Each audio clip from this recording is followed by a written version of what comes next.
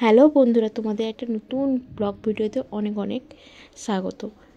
তোমরা কে কোথায় কে ভিডিওটা দেখছো অবশ্যই কমেন্ট করে জানিও। আজ আমি যাচ্ছি নিশ্চিন্তপুর। আমি অলরেডি পৌঁছে গেছি আর গিয়ে শুনলাম ওখানে হাট বসেছে। ওই দিন শুক্রবার দিন ওখানে হাট হয়। তো আমরা হাটে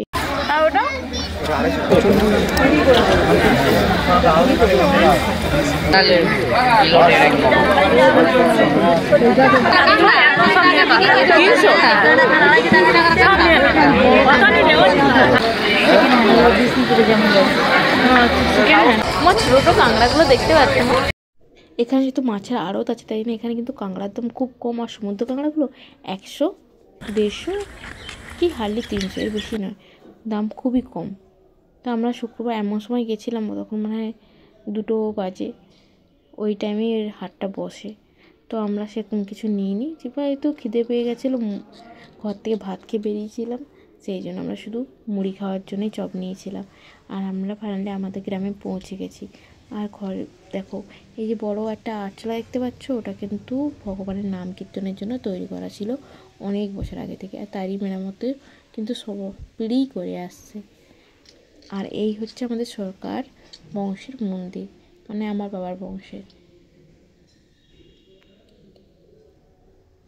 শ্রী বিষ্ণু নারায়ণ মন্দির। অনেক বহুত পুরনো মন্দির এটা।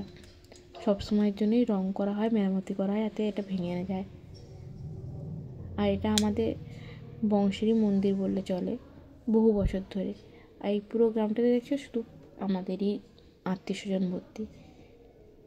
আমাদের যেহেতু বাড়ি সেরকম ওখানে নেই, ছোটো মতনই মা বাবা করেছে যাতায়াতের জন্য।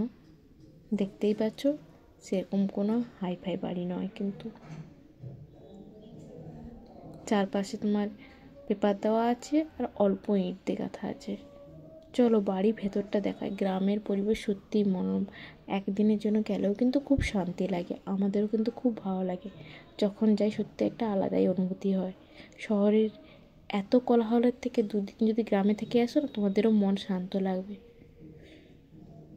আর আমার ছেলে এসেই দেখো প্রদীপ নিয়ে খেলতে আরম্ভ হয়েছে। এইগুলো হচ্ছে কার্তিক মাসে ওই যে প্রদীপ জ্বালানো হয় না, সেই প্রদীপ। যেহেতু অ্যাডভেস্টারের ঘর, সেহেতু পাতা তো পড়েছে ভিতরে, অল্প হাওয়ার মাধ্যমে ঢুকে যায়।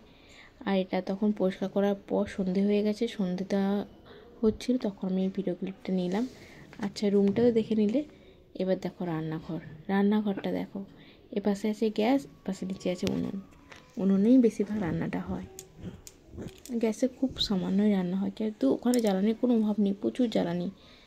আর শহরে তো সব কিছু কিনেই ব্যবহার করতে হয়। ঘর পরিষ্কার হয়েও গেছে, সব কিছু একদম পরিষ্কার। দেখতে পাচ্ছ রুমটা কত বড় দেখতে পাচ্ছ। আর মাটির একদম মেঝে, এটা কোনো মেঝে করা নয়। আর তোমাদের আমার এই ব্লগ ভিডিওটা কেমন লাগলো? আর এই দেখো বাইরে যেই বললাম না ঠাকুরের নাম কীর্তন করার জন্য, ওখানে কত সুন্দর সমস্ত গাছপালা লাগানো আছে। আর ছেলেদের দোলনা চড়ার জন্য দোলনাও আছে। আর বাচ্চা যাতে খেলতেও পায় তার জন্য একটু ঘেরাও আছে। চলো তোমাদের গ্রামের পরিবেশ কেমন লাগে বন্ধুরা অবশ্যই কমেন্ট করে জানিও। আর আমার এই ব্লগ ভিডিওটা কোথায় কে দেখছো সেটাও জানিও। আর আমি কিন্তু নিশ্চিন্তপুর বটতলা থেকে এই ব্লগ ভিডিওটা তোমাদের জন্য পাঠালাম।